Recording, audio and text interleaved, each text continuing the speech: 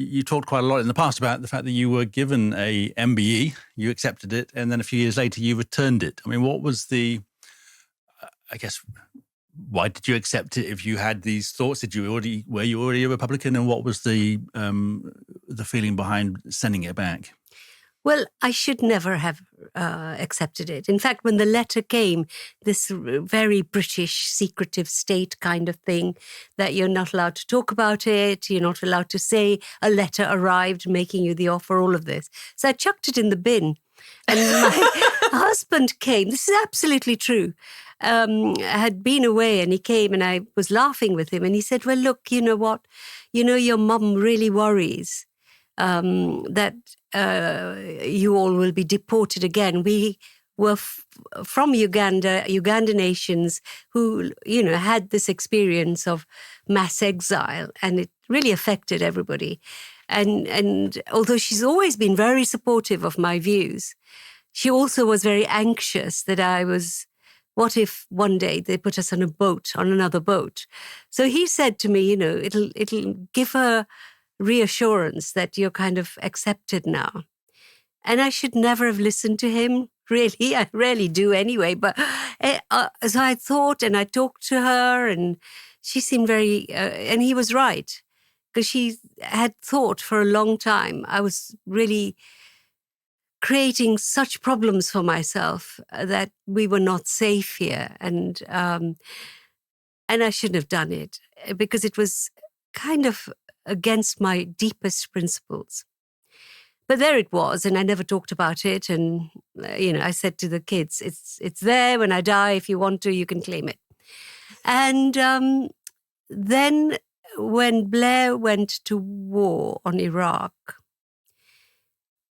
a lot of us were feeling very, very uneasy about this launch of a new empire, although this empire has been running for a long time, as the imperial American enterprise. And then while I was thinking about all of this, I was on Channel 4 News when they were discussing the honor system, and Benjamin Zephaniah, who was a very dear friend of mine, was on the program. He had, of course, refused to accept an honor and had talked about this secretive system. And he wasn't in the studios. He was kind of looming into it. And he never knew, because I never talked to anybody about my MBE, that I never knew, he said, that you accepted an MBE. Why did you do that? I mean, do you honestly think your respect comes from that? He was very direct. And so I looked at him, and this is on record, you can look it up. And I said, yeah, you're right. Jon Snow was presenting, and I will return it, because you've shamed me quite rightly. And so that was it. What were the circumstances that led to you being offered the MBE? Do you know exactly why it came to you, despite the fact that you were publishing critical articles that might suggest that you wouldn't accept it? All I know, it's so secretive, it's all so hidden, but it was when Blair was in power, and his wife, Cherie Blair, was rather fond of me and often invited me to 10 Downing Street and showed me the furnishings. And she was like an excited girl, actually, in a palace, you know. And I liked Cherie Blair until the Iraq War. And somebody said it was her suggestion, because she thought she always said, you're a very brave journalist. But that's all I know. Because why would you? Really?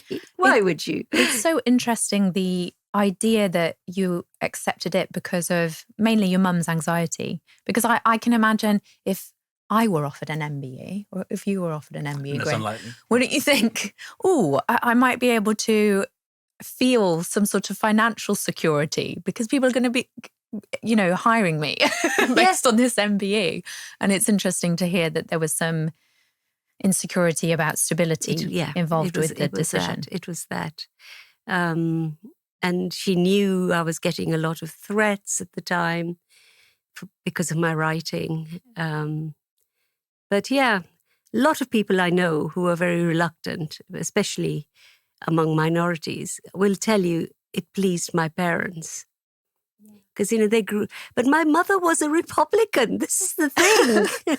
So you were telling me about that before recording, and I said, I shouldn't have asked a question because I knew you would say something really interesting. So tell us about your mother's republicanism.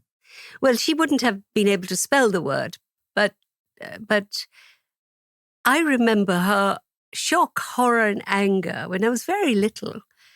And when on we heard that Princess Margaret, the Queen's younger sister, who had been in love with a man who was divorced, had been forced, really, being kind of compelled to follow her duty and sign away that love.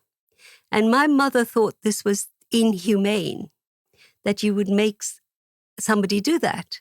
And for what? And that was when she would say, who are these people? Look how they treat their own. Where are their hearts? And she got so upset about this. And this carried on. I will come to it later when Diana died and, her reaction. So she always felt that they were hard people who could treat their own rather badly. That's something I really struggle with the monarchy, because I feel like, how can you have an emotional attachment to them when you watch how they've treated Meghan and how they treated, as you mentioned, Princess Diana? And even Charles, in his book, which hardly anybody mentions now, he said how cold his parents were to him. Oh, wow, I didn't know that. Yeah. And when he was just a tiny little baby, they went off on a 3-month overseas trip and they never bonded. And his dad in particular was rude about him and then sent him to the school, Gordonston, where he was incredibly unhappy. Their own children. Yeah. And we were saying this outside on the way into the studio, weren't we? That it must be a really strange way to raise children. And I often think, I wonder why people aren't more angry on behalf of the kids that are in the royal family. And I'm sure that was a part of the reason Harry and Meghan left and took their kids out of that whole. Certainly Harry melee. in Spare said that, like father, like son. I mean, when Diana died, he really had a very brief conversation with the two boys and to let them know. And that was it. No hugs. Just nothing. No emotional sustenance, nothing. And I remember Johann Harry writing quite an interesting book on the royals. Many, he was my colleague at the Independent. And his angle was, let's feel sorry for these guys. Look at them. Look at the lives they're leading. And it was quite an interesting angle, but I can't feel sorry for people who are living, soaking in wealth and not sharing that wealth in any way and expecting the reverence that they expect, despite being quite second-rate and unworthy. I'm sorry, I use very harsh language, but they're human. I suppose there's a cut-off point that you can feel sorry for George, for example, because his life's ahead of him. He's not really responsible for where he's at. And yet at some point when you're adulthood, you've got to take responsibility. And when people say, well, they've got no choice, he's born into it. But at some point they've got a choice. They can walk away, as Harry has proven. And as the uncle Edward left. Did, So the man who was king or would have been king went.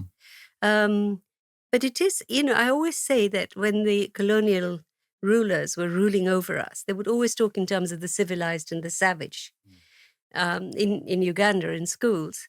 And they would talk about, these savage kingdoms and in Africa before the British came. And I look at them now and think, do you not see that yours is a savage kingdom too? Before we get on to talking about your childhood in Uganda, I just wanted to ask, for anybody watching and considering returning their MBE, what was the process that you went through? Do you know, it's really hard. Really? It's really hard. It doesn't happen often. And so when I sent a letter, I think the first letter we sent was to the Cabinet Office. I said, shall I bike it over to the Cabinet Office, the Palace, to Tony Blair? Where do I send it back? Yeah. And they came back and they something like, well, I'm sorry, we are unable to answer your question. And to this day, we eventually did send it back. It's in the Cabinet Office. A letter came which said it will be kept for your descendants. Oh, wow. In the official, in the eyes of the monarchy or the crown or whatever, do they still see that you still have that MBE then? Have they not really taken people it off? often introduce me with it, and I always have to correct them and say I returned it. Right. And I don't hold that honor anymore. But you'd be amazed to see how many times when you're being introduced, it appears, because they haven't. Now, are there people that you see accepting them now that you sort of roll your eyes and say, why did you do that? I do. But then, I accepted it myself one day